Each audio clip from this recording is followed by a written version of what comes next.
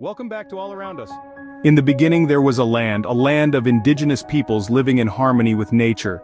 This vast expanse, teeming with diversity and life, was home to countless tribes, each with their unique cultures, languages, and ways of life. Yet, their world was about to be disrupted. European settlers, driven by a thirst for exploration and conquest, set foot on these shores. The arrival of these outsiders heralded a new era, but not without a cost. The indigenous tribes found themselves displaced, their lands taken, their cultures undermined. Violence became an unfortunate norm, and disease brought by the Europeans decimated whole tribes. The formation of what we now know as the United States was not a peaceful process. It was a turbulent journey marked by conflict and loss. Native American societies were dismantled, their ancestral lands seized, and their populations drastically reduced. Thus the United States was born, not in peace but in turmoil and displacement.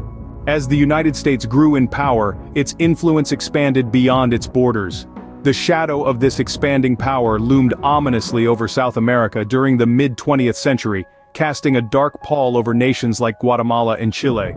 In the heart of the Cold War, the United States, driven by a fear of communism's spread, took drastic measures to ensure its ideological dominance. The Central Intelligence Agency, or CIA, became the sharp end of this spear, orchestrating coups d'états in countries deemed susceptible to communist sway. Guatemala, a small but strategically placed nation, found itself in the crosshairs in 1954. Democratically elected President Jacobo Arbenz was overthrown in a CIA-led coup. His progressive policies viewed as a threat to American business interests and the containment of communism. The coup plunged Guatemala into decades of civil war, resulting in the loss of over 200,000 lives, the majority of them indigenous Mayans. Meanwhile, the winds of change blew south towards Chile. In the early 70s, the country's democratically elected socialist president, Salvador Allende, was ousted by a military coup backed by the CIA. The brutal dictatorship that followed under General Augusto Pinochet saw widespread human rights abuses, with thousands of people being tortured, killed, or disappearing. These coups were not isolated incidents, but part of a broader strategy employed by the United States to exert control and protect its interests in the region.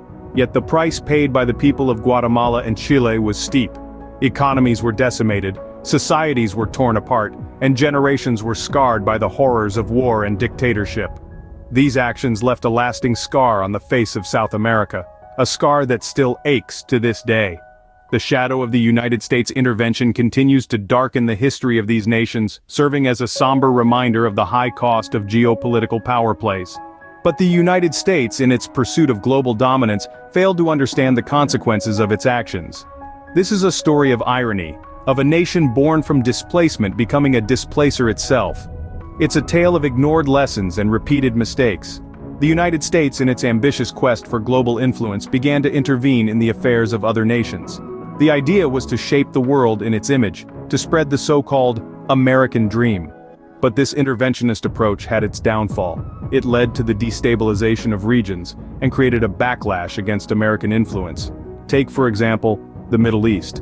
The US's intervention in the region has led to decades of instability, conflict, and resentment. The power vacuum left by the removal of certain leaders allowed for the rise of extremist groups, exacerbating the situation further. The United States, in trying to control the narrative, ended up creating a tale of chaos and destruction. In Latin America, the story isn't much different. The US's covert operations, aimed at toppling governments not in line with their interests, resulted in years of political instability and economic turmoil. The scars of these interventions are still visible today, and the resentment towards American influence still palpable. These failures of intervention are not just a matter of poor judgment or miscalculation. They reflect a deeper issue, a fundamental fallacy in the United States' approach to global affairs. The belief in the right or even the duty to intervene in the affairs of other nations is rooted in an ideology of superiority, an ideology that disregards the sovereignty of other nations and the right of their people to self-determination.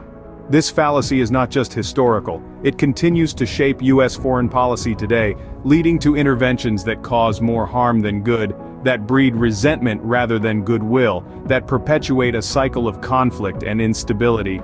And so, the cycle continues, a cycle of intervention and displacement, a cycle that began with the very birth of the United States.